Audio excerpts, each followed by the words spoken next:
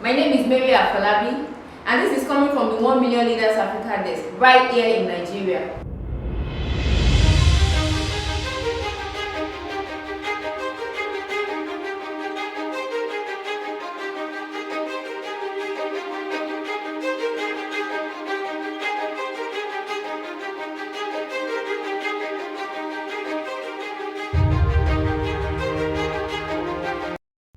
Here are the headlines of the news for today. Young Africans at the African France Summit express hopes for future. European Union chief unveils $171 billion investment plan for Africa. Cockroach famine, Africa's new oil to look for. COVID-19 cases in Africa fall by 20%, the WHO.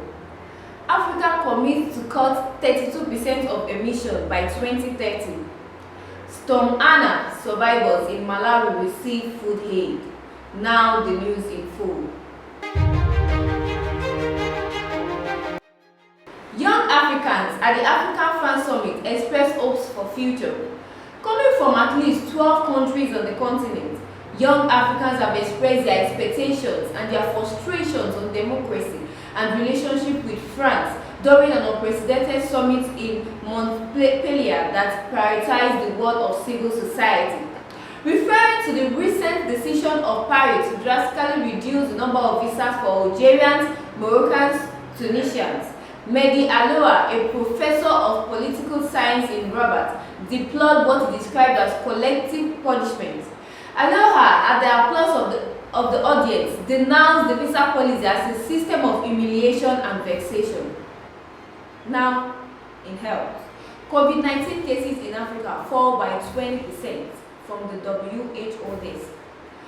The weekly number of COVID-19 cases in Africa has dropped considerably, and the number of deaths has also fallen for the first time since the peak of the fourth wave sparked by Omicron variant, the World Health Organization said in a statement on Thursday. The decline marks the end of the shortest outbreak on the continent, which lasted for 56 days.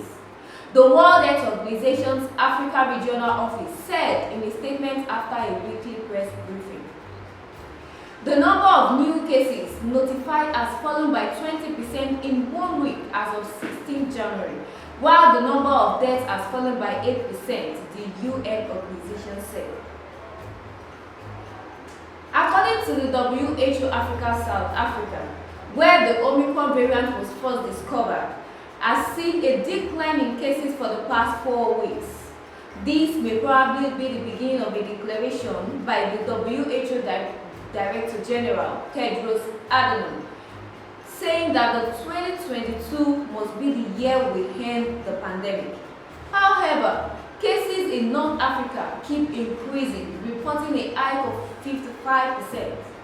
WHO's Africa Director, Dr. Matshidiso Moeti, says as long as the virus continues to circulate, future waves are inevitable. The continent must not only scale up immunization but also gain expanded and equitable access to essential treatment for COVID-19, she said. Though there is a decrease in new cases, WHO says vaccination rates remain low in Africa, with only 10% of the population fully vaccinated. Climate change. Africa commits to 32% of emissions by 2030. Nigerian President Muhammadu Buhari on Friday confirmed his nation's commitment to the Paris Agreement at the US-led climate summit. He said institutional frameworks have been made to cut emissions by 2030. Kenya's President Uhuru Kenyatta laid out the African nation's targets for clean energy and reducing carbon emissions at the US-led climate summit. In our journey to the 2050 target, Kenya intends to complete its transitions to renewable energy, and clean energy already accounts for about 90% of total electricity supply in Kenya, and we intend to increase this to 100% by the year 2030, he said. He said poorer countries who typically contribute less global emissions. They often suffer the most from the devastating effects of climate change. We call on developed economies, which historically typically bear the greatest responsibility for emissions to meet their responsibilities to developing economies. These will be the vital to restoring the bonds of trust between developed and developing economies, said Ramaphosa. Africa has committed to cut 32% of emissions by 2030. The continent is currently developing a strategy for greenhouse gas emissions to be presented to the United Nations Framework Convention on Climate Change before COP26 in November, Kenyatta added. Storm Anna survivors in Malawi receive food aid. On Thursday, NGOs were providing aid to victims after Tropical Storm Anna hit the country earlier last week. In Malawi, the population is starting to get fresh supplies. The World Food Programme and other NGOs began to organize meal distribution on Thursday.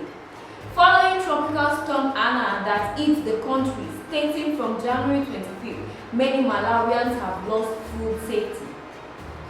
The latest report from Malawi's Department of Disaster Management says the floods killed 33 and displaced more than 100,000.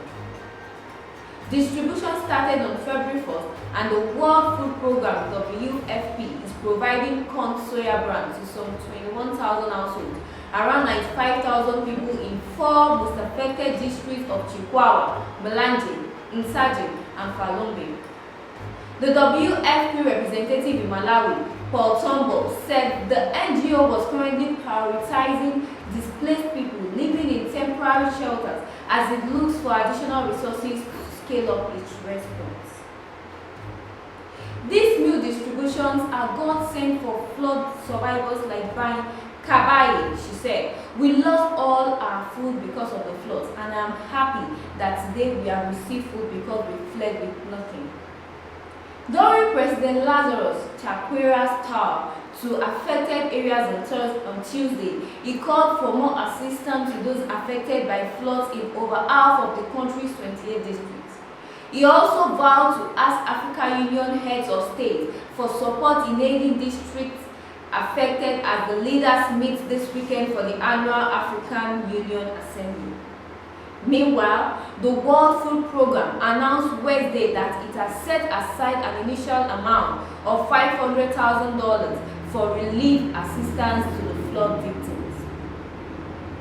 Before we go, we'd like to give you a brief introduction of OMLA, 1 Million Leaders Africa. OMLA is a fraternity of projects in Nelly's Global Next Leaders Initiative for Sustainability. In OMLA, we raise young, credible leaders that will help put Africa on a more sustainable path by 2030. And right now, we are running the pilot phase of the OMLA Fellowship program with 23 fellows from 14 African countries in participation. Now, I'd like to end with this quote.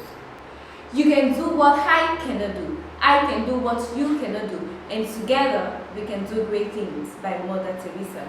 I want you to keep that at the back of your mind. Please do subscribe to our YouTube channel to see more of our videos. Thank you for listening and see you again next time. Stay safe.